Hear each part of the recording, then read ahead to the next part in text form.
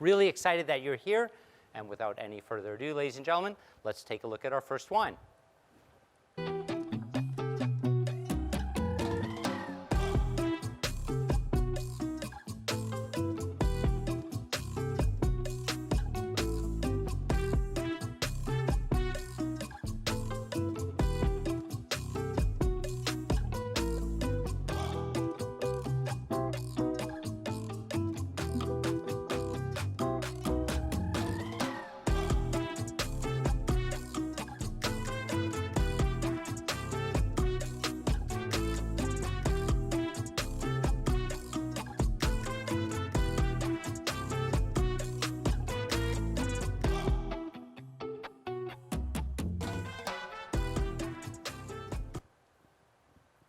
All right, so we're starting off with a real winner right away, a wine that I'm really excited to share with you. It's a white from Mendoza, Argentina, made of two grape varietals, Torrontés and Muscat.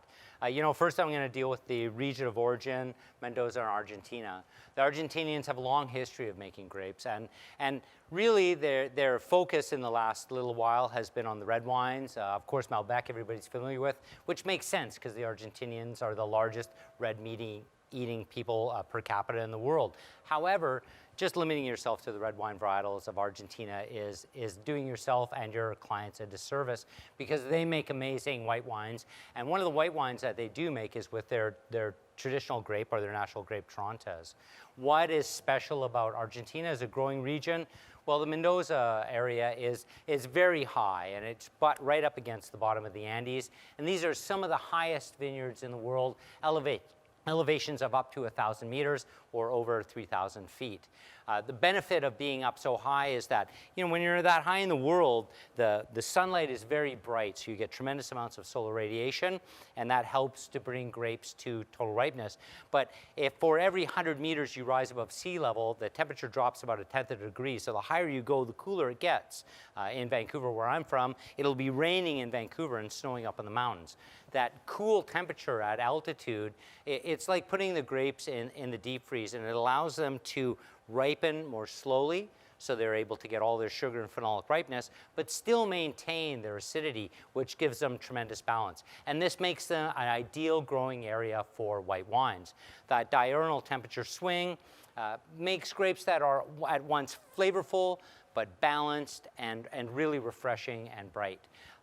The area is famous for its access to incredible irrigation water, and they get fresh water from the Andes Mountains that comes down in snowmelt, to the point where for the longest time the Argentinians practiced a form of irrigation called flood irrigation, and simply they would have large irrigation ponds. They'd open the sluice gate and just flood the vineyards with water. They had such access to beautiful and clean, pure water.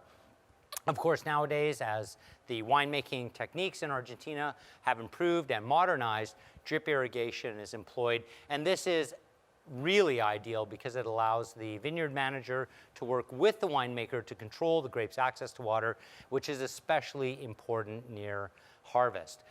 The least amount of water that we can allow the grapes to have access to means that they tend to get a little bit more concentrated, and you get richer flavors. And with the two grapes that we're looking at today, Torrontés and Muscat, that is particularly important. So the grapes we're looking at, Torrontés, I'm really excited that you have an opportunity to show to your clients this, what is quickly becoming Argentina's national white grape, Torrontés. You don't see it planted in very many other places in the world, which is really too bad. They are especially well suited for growing Torrontés because it performs well at high altitudes. The elevation, the bright sunlight, and the cool temperatures allow the grape to come to full phenolic ripeness, develop all kinds of tremendous flavors. The skin gets a little bit thicker, and it gives it a little bit more body and richness. Torrontés is known for incredible floral character, very exotic, and it literally jumps out of the glass. Quite exciting for white wine drinkers. It has a heady aroma of citrus and pear, white flowers, and with that high elevation, the grapes are able to exude all of these characteristics and still maintain a balanced acidity, which keeps it fresh. And of course, Muscat. I love Muscat It is the one grape that makes wine that tastes like grapes. And whenever I pour a Muscat wine for any of my students or colleagues, there's always one word in their tasting notes, and that's yummy. This ancient variety is a huge crowd pleaser. Even though it has a lot of phenolics and a lot of flavor, it always comes across as this kind of soft, rich, juicy, grapey wine that is backed up with gorgeous flavors of stone fruit, peach, and apricot. And I think with its addition to the Strontes blend, it will really add some depth and richness to it. These two grapes together, Strontes giving all of its floral elements and making a very exciting wine all on its own, infilled by the presence of Muscat, I think will create a wine that even in this dry style, you'll find very, very exciting for your guests. You know, when we think about drinking these wines, and I just have a little bit of the Strontes Muscat right here, you know, number one, when you see these wines in the glass, they always have this beautiful kind of bright yellow-green character to them. Makes them very appealing and very entrancing. And on the nose, the florals, that exotic fruit, that heady, rich, generous aroma literally jumps out of the glass, and you get all of this peach and apricot and white flowers and tropical fruit. It really quite enticing, and it makes you want to taste the wine. And on the palate,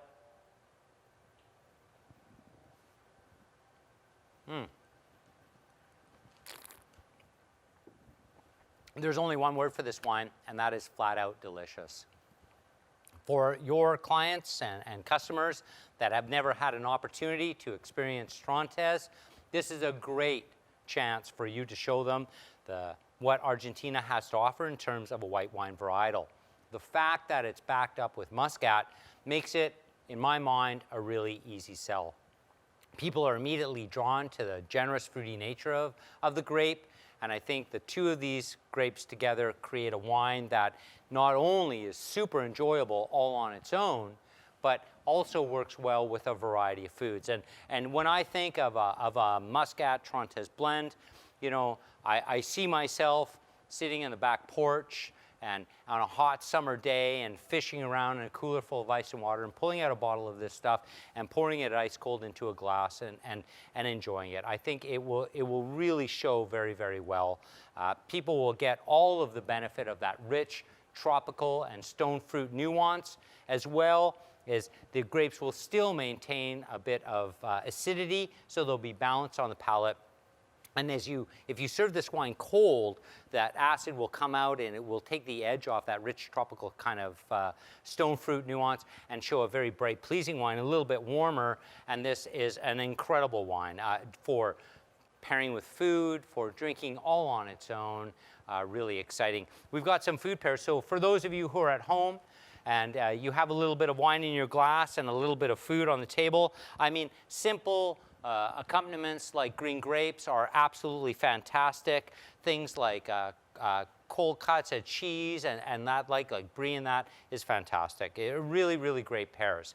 So the Strontes Muscat blend, I think, is something that's a little bit unusual and unique in the world. This is a great talking point and something that can be really exciting for your clients.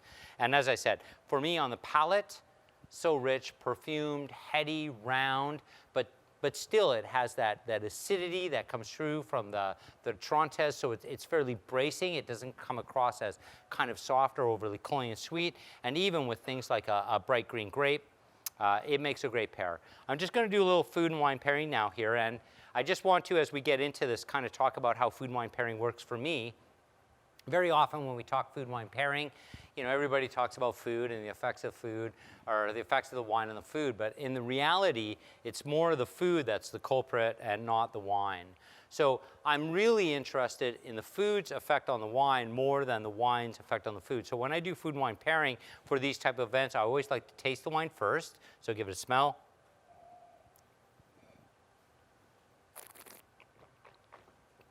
A little taste. Just remember, folks, I'm working. Green grape.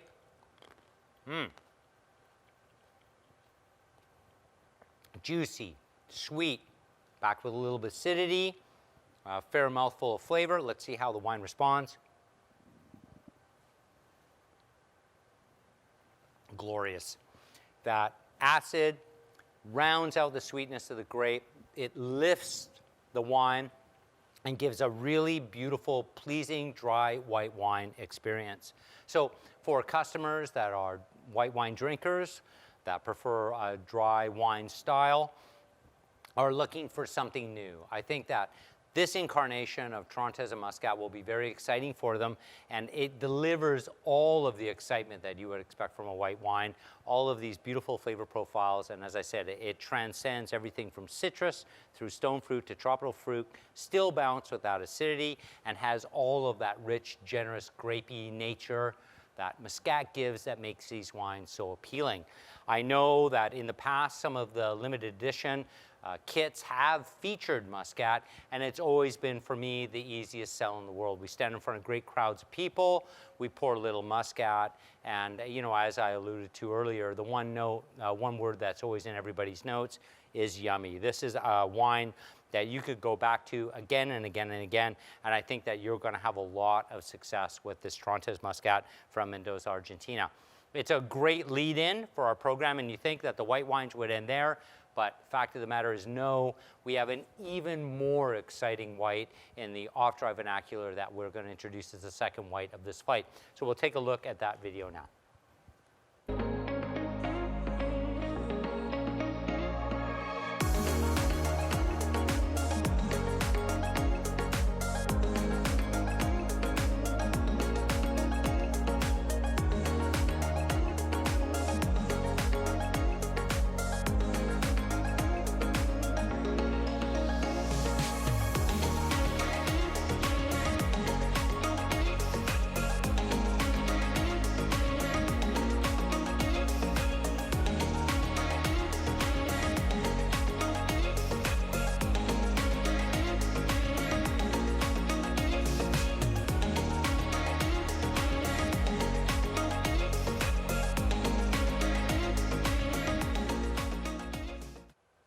All right, so here we are with wine number 2, the Synergy.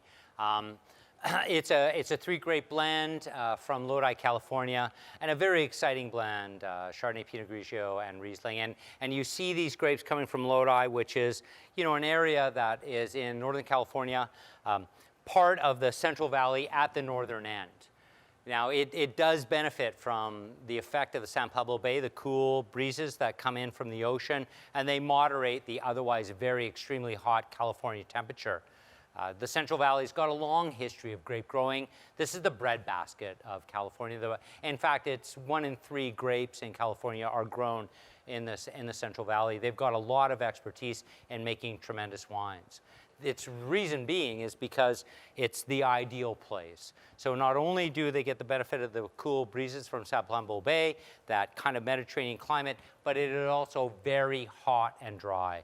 The benefit of this is during the day after the cool ocean breezes have burned off, you get that full-on hot California sun, and that takes these grapes to full phenolic ripeness, which gives them all of the character that you would want. The best part about that is because they do have that influence of these cooling breezes, it's like putting the grapes in the fridge overnight. They're actually able to, as they ripen, preserve and maintain their acidity, which is so important in the grapes that we're growing here. The other thing about Lodi that I'll mention is the fact that because it's hot, because it's dry, ripe, healthy grapes, vintage to vintage to vintage, and you can always rely on the grapes from this region. And let's look at the grapes that make up this, this wine. Number 1, we got Chardonnay. You know what, I have to say that as I do these presentations and I talk to people about the Chardonnay grape, there's always a few people in the audience that groan and moan, and they're part of the ABC camp, the anything but Chardonnay camp. And that's a result of the heavy oaking in the New World through the late 80s and the 90s, and especially in California and Australia, of taking Chardonnay grape and putting it in new oak barrels and oaking, honestly, you know, the bejesus out of the wine.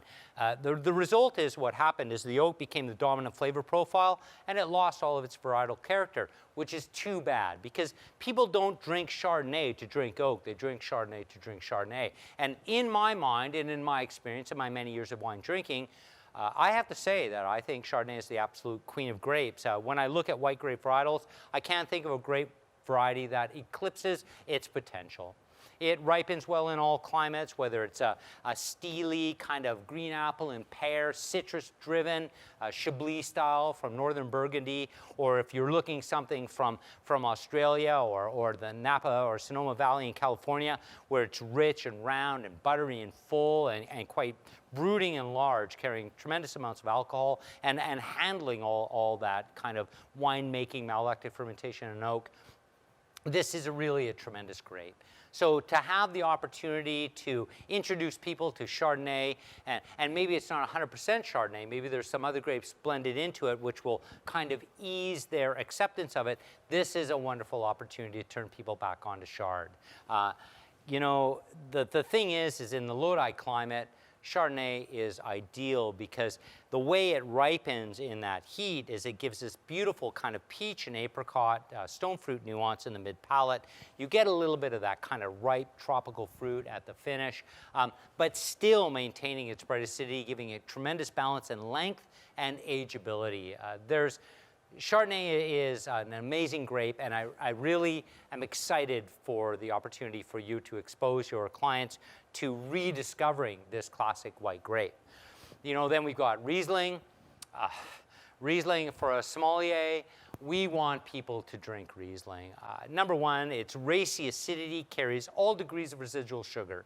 So, you know, whether you're looking at a Trockenbeeren Auslese from the Mosel Valley or the Weingal in Germany, or a simple off-dry wine from California, Riesling has all the stuff to carry that sweetness. And you know, I know a lot of people, they talk about wines and we say, oh, you know, this wine is off dry, it's got a little bit of residual sugar, and the common thought is, oh, I don't like sweet wines. Well, if you see me talk, when people say they don't like sweet wines, I have one word for those people, and I call them liars. Because, of course, you know, as a species, sugar, salt, fat, we crave it. And what they're missing and what they're not getting is when they have sweet wines, it's not backed by acid. So these wines seem flat and cloying on the palate.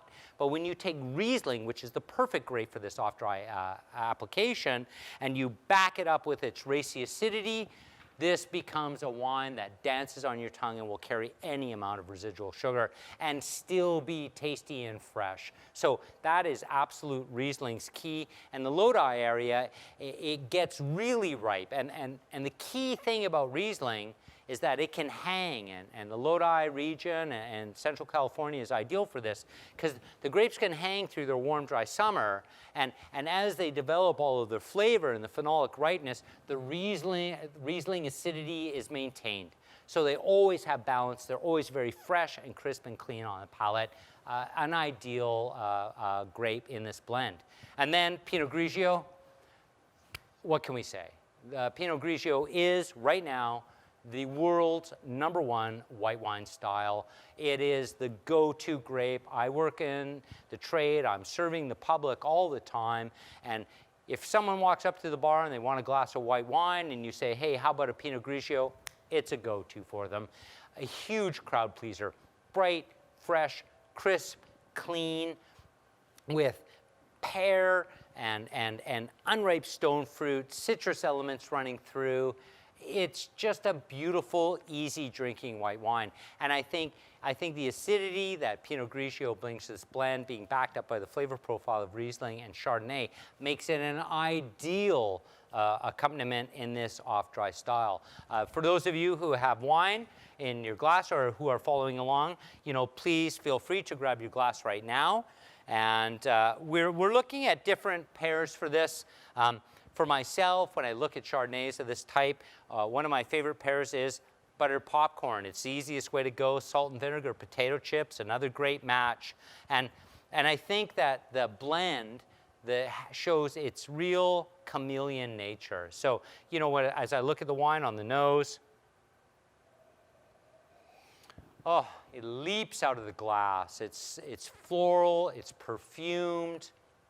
I get all of this tropical fruit. Still, it's pinned down by this kind of bright citrus and green tree fruit nuance on the palate. Oh my God. Cold, bright and fresh, stone fruit. A little bit warmer, as I have mine now, expansive and pleasing. A wine that is amazingly delicious all on its own. We have a little bit of buttered popcorn. I give that a taste. Salty, buttery.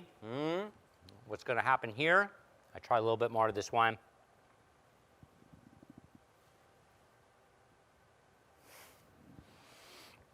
So delicious. That acid cutting through the fat, the salt, lifting this wine and making it rich and ripe and full. You know, for myself, I have to say I'm very enthralled with the Trontes Muscat, the first wine that we've introduced today. But this one has a lot of application. And for your clients that are looking for a white wine that they want to serve to large groups and say they're having a barbecue or a party or anything like that, you know, if they take this Synergy wine, they make it and they put it in a bin of ice, lower the temperature, and show and highlight a little bit of the acidity, it will work with that rich tropical fruit and that kind of floral nuance to create a very, very exciting wine. On its own, a little bit warmer, allowing that generous fruit nature to come out. I think this wine has tremendous applications. It drinks beautifully all on its own. And for me, one of the things I'm most excited about and the work that you do is introducing wine into people's lives. And it's all about the application and where are wines right. And I think that if I was looking at the Synergy, this off-dry example of Chardonnay, Pinot Grigio, and Riesling, for me, this would be my new breakfast wine. I think that the sweetness, the generous nature of it makes it ideal for fruit salads and egg dishes. I know that there's a few people out there that are a little shy about drinking wine at breakfast. My advice to those people is always sleep till 10, call it brunch, no one will say a word. But this is an absolutely beautiful and generous white wine and really will work well with a variety of foods. Even, you know, I tried it with a little bit of that buttered popcorn. You know, I see taking a pork tenderloin and roasting it on the barbecue and brushing it with a little bit of peach jam or apricot jam and having it with this just a little bit cooler, I think would be absolutely delicious. So, you know, the two white wines that we're looking at today, the Muscat Trontes blend from Argentina, a beautiful dry incarnation, very exciting. But this Chardonnay, Riesling, Pinot Grigio in the off-dry presentation coming from Lodi, this is something for me, I think that you can present to your clients looking for easy drinking, rich, generous, aromatic white wine that is delicious all on its own, will provide incredible drinking pleasure, stone cold, right out of the fridge, 4 degrees Celsius, but warmed up a little bit, has such complexity, layers of fruit that I think that people will really, really love this one. I do hope that you enjoyed these two first white wines of the flight. And now, being a red wine drinker, I'll show my cards. And the more exciting wines for myself are just about to come. So I think what we'll do is we'll move into the red wines of the flight. We'll shoot the next video now.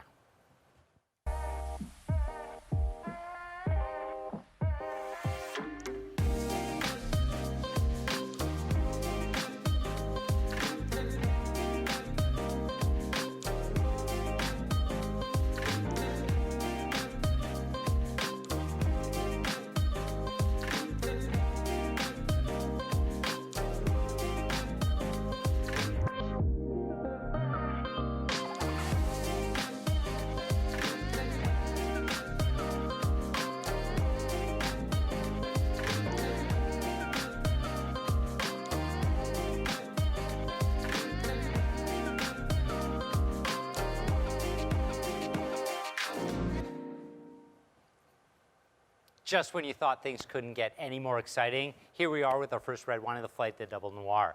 I'd like to take a small opportunity to remind you, if you have any questions about the wines that I'm talking about today or the regions of origin or anything like that, do use the question bar that it's a part of your image there. I'm really excited to answer your questions. We'll be doing that at the end of the presentation after we go through the wines. So Double Noir. so unusual, so unique. Fact of the matter is it's not unique and it's not unusual at all. The blend of Gamay and Pinot Noir has a long tradition in the home of those two grapes in Burgundy and the Côte d'Or, where they're often blended together what the French call the pas du grain, or as it comes. These are common field blends that are put together, and they're natural partners for each other. Their soft acidity, their generous berry fruit, and approachability makes them amazing blending partners. Not a lot of people see this kind of blend. You don't see it very much in the commercial market, but I think it's a very exciting addition to the LE20 package that we have this double noir now. When I look at the regions of origin for these two grapes, it makes perfect sense for me. You know, when we talk about the Pinot Noir, it's coming from the Marlborough area of New Zealand. So, you know, when people picture New Zealand in their mind, and I talk Marlborough, they think Sauvignon Blanc, and rightfully so. It is the home. But there are tremendous amounts of plantings of Pinot Noir in the Marlborough area. It's got a long grape growing history, this alluvial plain over extinct riverbeds is redolent with stone and a variety of different matter underneath the topsoil, which allows the grapes to get a sense of place. Because the Kiwis are so new to the industry, I mean, yeah, they've been making wine since the late 1800s, but really, Marlborough was only seriously planted in 1973 by what was known as, at that time, Montana Vineyards, and is now Brancott. They're the ones that really put the wine region on the map, and they're fairly youthful in terms of the overall wine world. The result is that they're able to take top quality grape material and apply leading edge technology to make Sauvignon Blancs and Pinot Noirs and a variety of other grapes that are clean, varietally specific, and extremely precise. And I know that when people think of Pinot Noir in New Zealand, their mind instantly goes to Central Otago, but I think that you will find in the long term that the Marlborough Pinot Noirs will eclipse them and will show incredible varietal character and will offer the Pinot Noir experience that our customers would expect at great value. The interesting thing about this part of the world is just above the Antarctica, there's a hole in the ozone as a result of consistent use of chlorofluorocarbons in society. Now we're backing off on that, but the fact of the matter is that the ozone layer on the southern part of the planet is quite thin, and this does affect the Pinot Noirs that are grown in New Zealand. Lucky for us, the effect is a positive one. So what happens, you get more solar radiation in the southern island, especially in the Marlborough area, and the result is that the Pinot Noir, in order to protect themselves from that solar radiation, develop slightly thicker skins. That results in wine that's a bit more heady, a bit richer, a bit more structured, and rich. And it's an ideal growing area for that grape.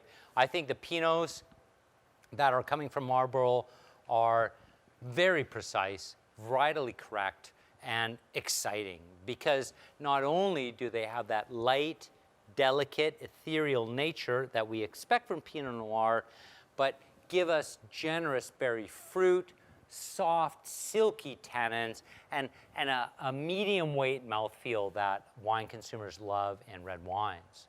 And then we have Lodi, California for Gamay.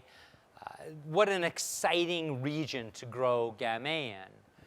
I talked about this a little bit with the last wine. It's the north end of the Central Valley. It's hot, but still benefits from the cooling mists of the San Pablo Bay, which go right up to the Sierra foothills, which are just to the east of Lodi. The end result is that you get all of the heat and sunlight necessary to take that Gamay to full ripeness, but still in a dry climate, which yields fully ripe, phenolically correct, healthy grapes. Not a lot of need for spraying or anything like that. And because they get these influences, the cool nights from the San Pablo Bay, the result is that the Gamay is actually able to retain its bracing acidity, which counteracts and works with the Pinot Noir to create a wine that is both generous in red berry fruit. It has soft and silky tannins, but still is balanced and drinks well. So on its own, it's absolutely fantastic, and as a blend, it's pretty cool. The grape varieties that we have, Pinot Noir. All right, Pinot Noir. When we talk about the finest red wines of the world, very often people instantly go to Bordeaux, and they think about the first growths, Latour, Lafite, and the like. Cabernet Sauvignon-based wines that are released in this market. I'll talk about my market, British Columbia, Canada, and those wines are $2,000 a bottle on release. But if you go to the Côte d'Or, especially in the Côte d'Ivoire, and you look at wineries like Domaine Romanée-Conti, 100% Pinot Noir, these wines are released at prices, if you could get them, are released at prices of up to 10,000 euro a bottle. What that tells you is that Pinot Noir is something special, that the wine world is paying attention, and that they make wines that are ethereal and of interest. You know, Pinot is a large grape, thinner skin, and what that gives you is a lot of berry flavors with soft tannin, which makes them immediately drinkable. In the glass, they tend to be a bit paler. You can see through them, but still, the redolent aromas of berries, and I'm talking like raspberries and cherries and strawberries, backed up by this forest floor kind of mushroom and truffle kind of nuance is fantastic. And when I talk about the forest floor, you know, I want you to think about when you're walking through the woods on a spring day and the sunlight streaming through the trees, and there's all this smell of the vegetation and the promise of new birth and what is to come, and it's that rich smell. This is exactly what Pinot Noir gives you. And then to be backed up by Gamay, this is super exciting. Often, Gamay 100% varietal, Pinot 100% varietal. In our market, to see them blended together, this is something unique. And for me, when I'm talking to clients, and I call these tableside talking points, how can I sell this wine? What is enticing about this? What makes it something that people want to experience? And the fact that you're taking Pinot and Gamay and you're blending them together, this is a very exciting thing. You know, Gamay is a grape that deserves attention and note. Unfortunately, Gamay has had its reputation sullied by things like Beaujolais Nouveau. You know, what they do with the Gamay grape in that incarnation is they take the grapes in whole clusters, they chuck them in the tank, and they sit in the tank, and the weight of the grapes breaks the grapes in the bottom of the tank. They exude their must or their juice. Enzymes on the skin kickstart a kind of fermentation. The tank starts to fill up with carbonic gas or carbon dioxide, carbonic maceration they call it, and you end up with this kind of bubble gummy, jammy, juicy wine that is easy drinking but really not that important. But if you take Gamay and you treat it traditionally and you vinify it off its stems in the classic fashion, which is being practiced in the 10 named villages of Beaujolais, the Cru villages, you're getting wines that are very exciting. And I dare to say one of the most exciting things in Burgundy today are the Cru Beaujolais. And it shows you the potential of Gamay. Gamay is spreading throughout the world. We're seeing it planted everywhere. Plantings in British Columbia, where I live, in California and Australia, to show you how approachable and exciting this grape is. It has a fine texture with silky tannins. It's amazingly soft on the palate, but still gives rich, plummy nuances, backed up with cherry and red and black fruits, and and black fruits like black raspberry and black cherry, red fruits like strawberry and cherry. Just beautiful and very ethereal. To see the two of them blended together in this age-old tradition of Burgundy is really, really exciting. So in the glass, I would always expect it to be a little pale, so I should be able to see right through it. But don't let that think that this is going to be a wallflower of a wine. I think it's got a lot to offer. On the nose, purple flowers, berries, spice, red fruits, And again, backfilled with a little bit of that plummy nature of Gamay. Makes it extremely pretty in the glass and very enticing. I want to have a drink. Let's give some a try.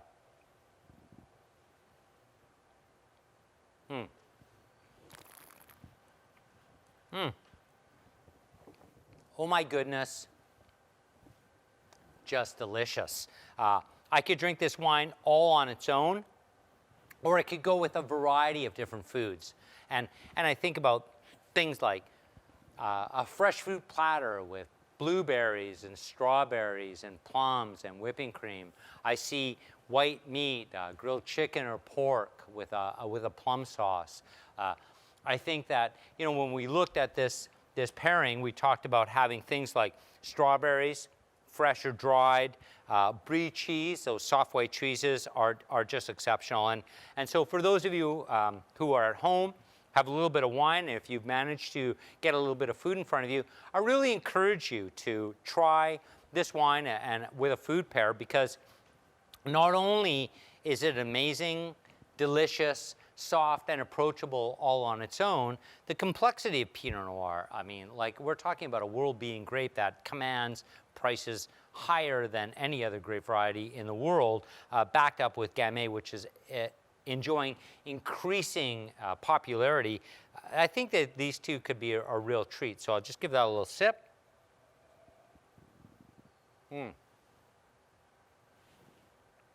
Gentle tannins, just enveloping the mouth, this beautiful berry flavor going through, and then with a bite of this fresh strawberry.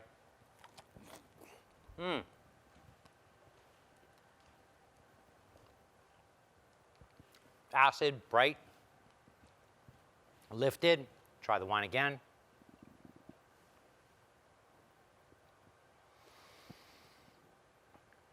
You know, if I thought that this wine was absolutely delicious all on its own, being paired with food, it's transcendent.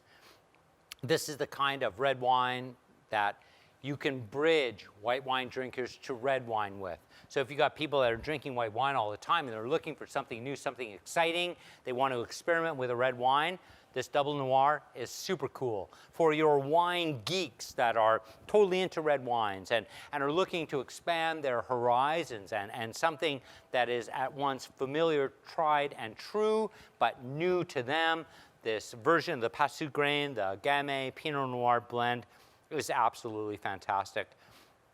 For me, what is the most exciting thing about this wine is on its own, silky, gentle, soft, ethereal, entrancing. I take a sip, I want to come back to it again and again and again. And it just shows so beautifully in the glass. With lighter food items, incredible, the acidity that comes through from the Pinot Noir, really giving it tremendous balance. I'm really excited about this particular red wine, and I think that your clients will be really thrilled to experience a red wine that is something different from what they're expecting. And dare I say that I think this particular wine, served slightly chilled, I know, crazy talk, right?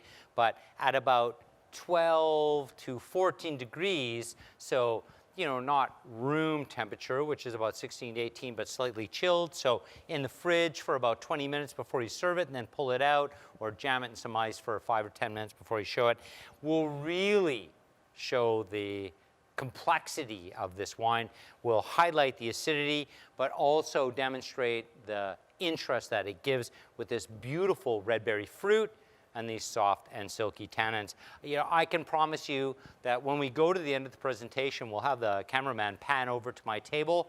This will be for sure the one glass that will be empty. And you think that right now we could just stop, because how could it get any better than this? You just wait. Let's look at the next red now.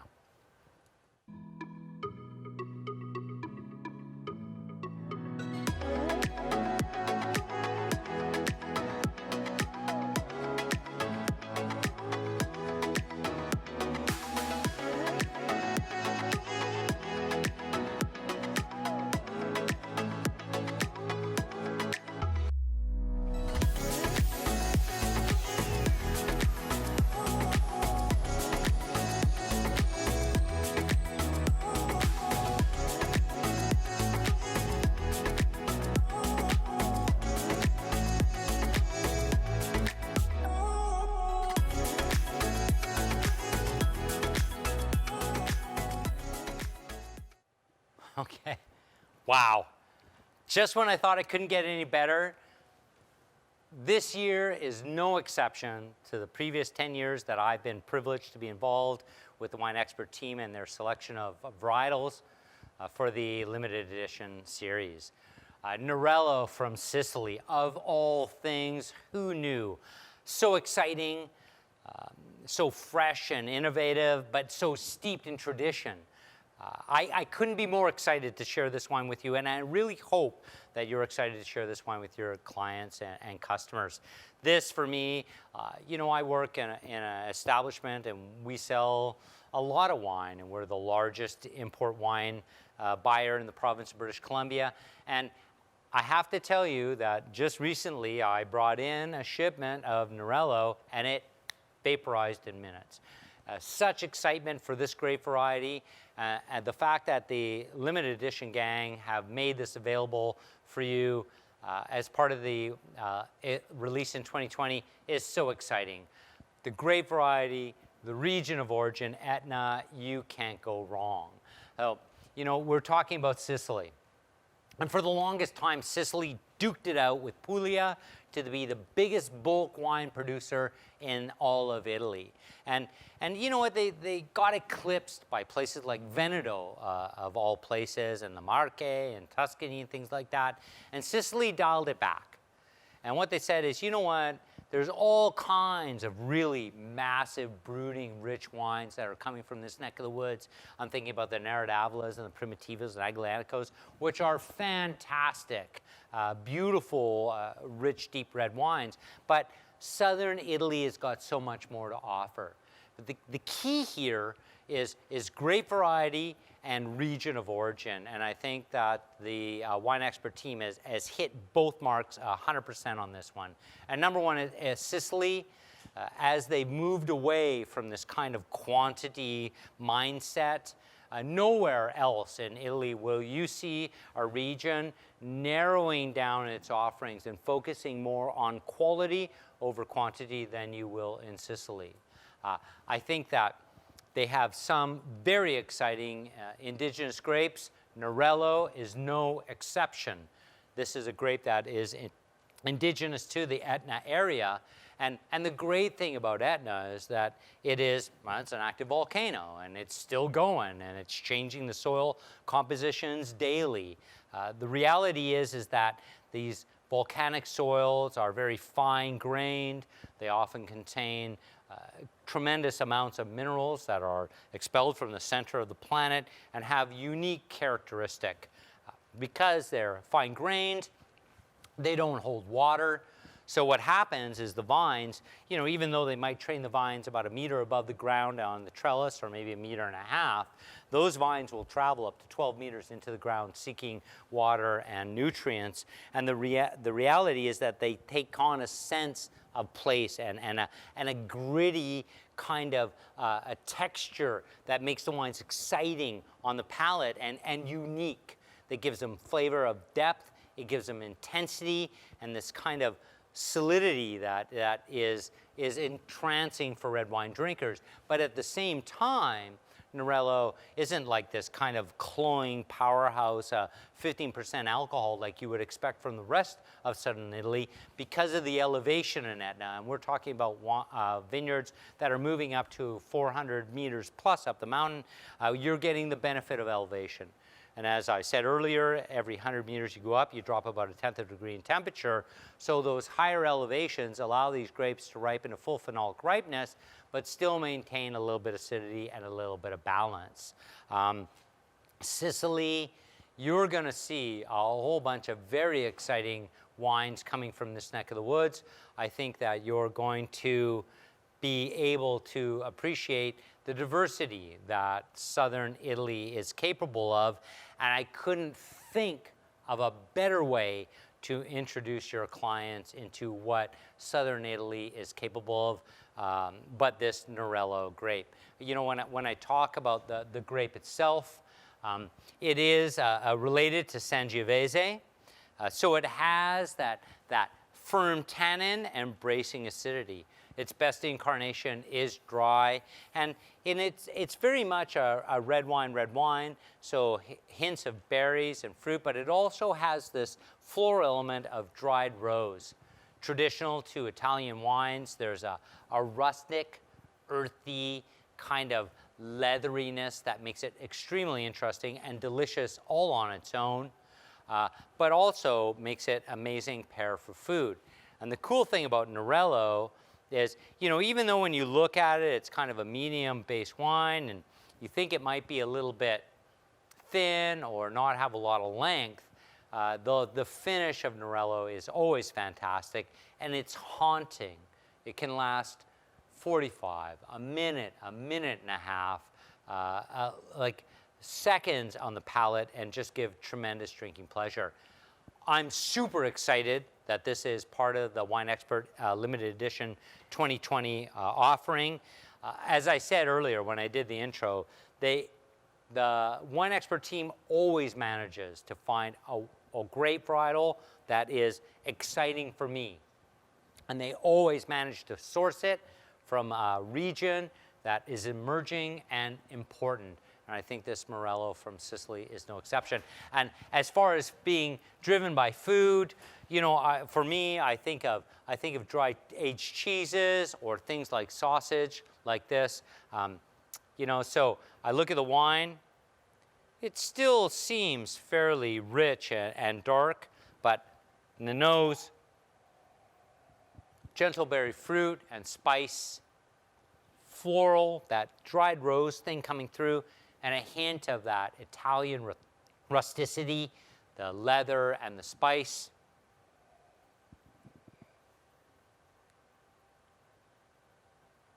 Flat out delicious. I'll make an admission. While we were in the green room and we were going through the wines, I was very upset that they hadn't opened the Nerello yet, so I couldn't drain the bottle prior to this tasting. But now that I get an opportunity to try it now, it was absolutely worth waiting for. With the sausage, a lot of flavor going on here. Fat, spice. Quite delicious. Let's see how the wine stands up.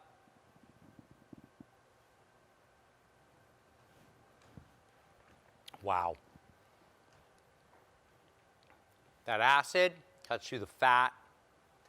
Those fine and firm tannins rounding out that protein, and the flavor of the berries and the spice and the leather and the earth coming through at the end.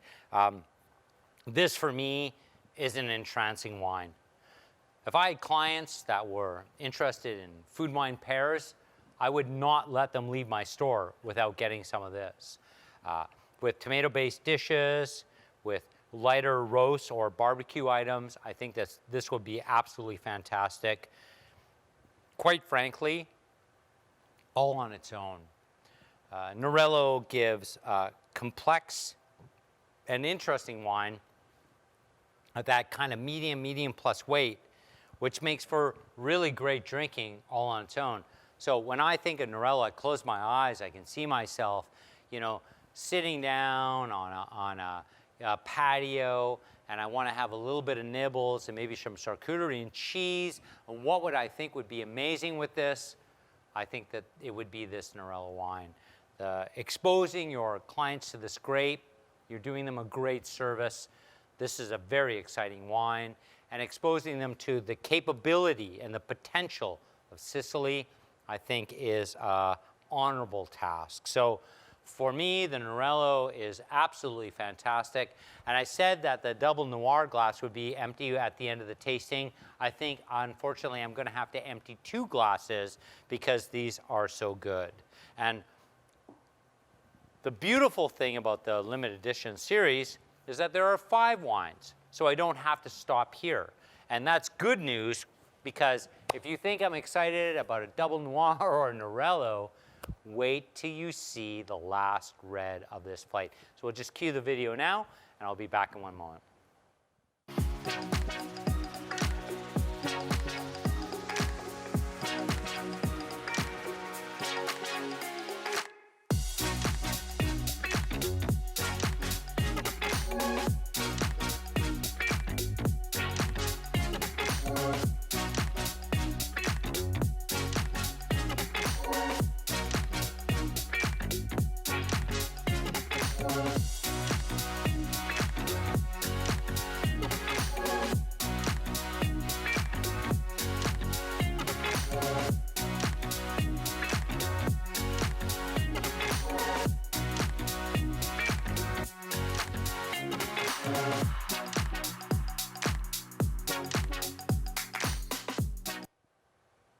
Amazing. So excited to bring this wine to you, and I feel so grateful for the opportunity. The Grenache and Shiraz, I know that a lot of people out there are familiar with this. For me, what makes this blend really special is the Tannat. And you'll notice with this blend that this is the blend that includes grape skins. The wine expert team could not have picked a better wine to include that. You know, when we talk about the source of the wines, I'm going to talk Australia first, and that's the source of the Grenache and the Shiraz. You know, the Australians have a long history of growing these grapes. Honestly, Shiraz is a world-beating style, and they owe that to the Aussies. These grapes always take on this rich, deep flavor. This dry climate provides an ideal environment to ripen both Shiraz and Grenache to a full phenolic ripeness.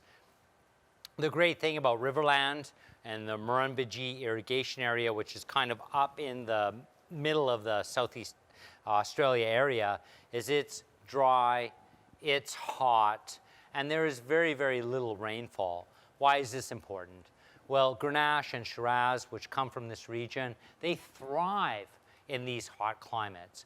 And those sun-baked days allow these grapes to come to full ripeness, develop thick skins, and really ripe mouth-coating tannins. The end result is a mix of red and black fruit that are full and lush, but not astringent, not demanding, but are just really generous, beautiful, easy drinking all on their own. And then you've got Tannat, and the Tannat in this blend comes from Lodi, California. I've talked about the Central Valley and its importance, and you know, when it comes to the Central Valley and Tannat, I think it's absolutely crucial that this grape comes from that region. Why? Because Tannat needs heat. In a cooler climate, Tannat has a reputation of being pretty hard, in fact, hard as nails. And when you think about the origin of Tannat, and we take ourselves back to Mataran in southwest France, just south of Bordeaux, these wines are black, they're intense, they're deep, and a Tannat needs 10 to 15 years before it's even approachable. It has such firm tannins. But in warmer climates, Tannat really thrives, and the end result is that you get all of that power, all of that depth, all of that intensity, but the tannins are round and soft, so the wines become immediately approachable. When we look at the combination of Riverland, Grenache, and Shiraz, these rich, deep brooding wines with ripe tannins, and we got Tannat coming from Lodi, this triumvirate could produce something that is extremely special in the glass. We look at the individual grape varieties. Grenache, world beater. You know, as I've said in the past, this is a major constituent of the world-famous Châteauneuf-du-Pape. It finds its fame in the Southern Rhone. It's spread around the world. It loves heat. It thrives on that and gives incredible rich red berry flavors, transcending into black fruits. It's always famous for its spice nuances and its ability to envelope high alcohol and not come across hot. So you can get a pleasing and satisfying wine without too much burn. I'll just jump over the Tannat and I'll go to the Shiraz, which is also from Australia. Come on. We all know that the Aussies have made Shiraz, Syrah, their world style. It benefits from the hotter climates. It's very successful in dry climates where the concentration of the grape, and we're talking about a small berry with thick skin, really gives ripe, full tannins with this expansive, meaty, and deep black fruit character. I get a lot of stewed fruit, mocha and coffee, I get a lot of spice, and particularly black pepper spice. But for me, the real thrill and the real excitement is that it contains Tannat. And you know, Tannat, it finds its fame in Mataran, as I said, in southwest France. And I always say at these kind of tastings, you know, who's ordered a Mataran in a restaurant lately? And you know what? It's crickets in the audience because, of course, no one's done it. And the fact of the matter is that that's just too bad because Tannat has such potential. Unfortunately, in France, the Tannat that they've presented has been a very tannic and unapproachable wine in its youth. And they're counting on the fact that consumers will age these wines for 5, 10, 15 years or more.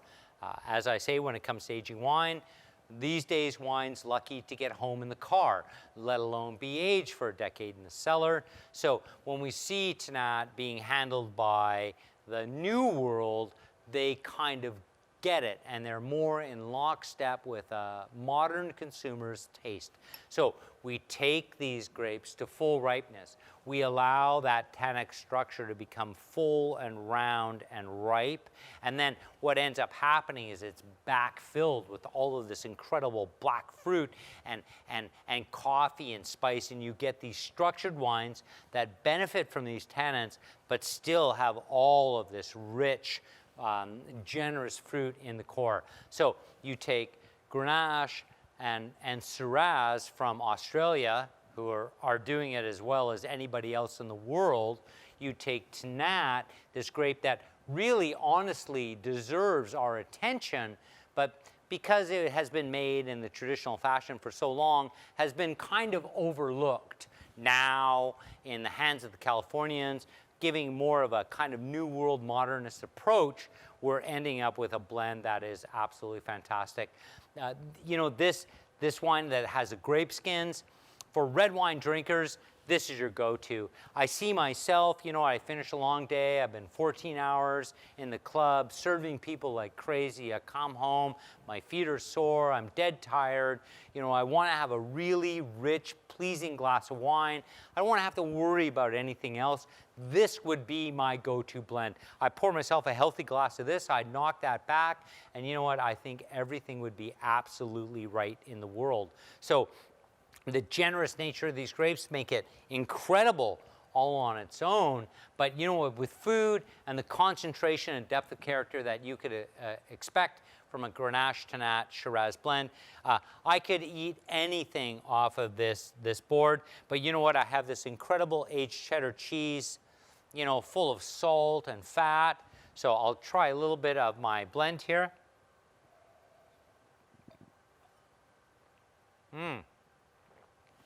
So delicious. I'll try a little bit more. I'll try some food, a little bit of aged cheddar.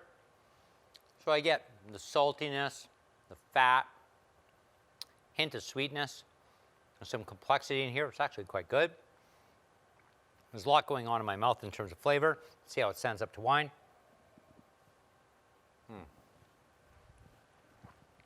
You know, quite frankly, this is what I live for.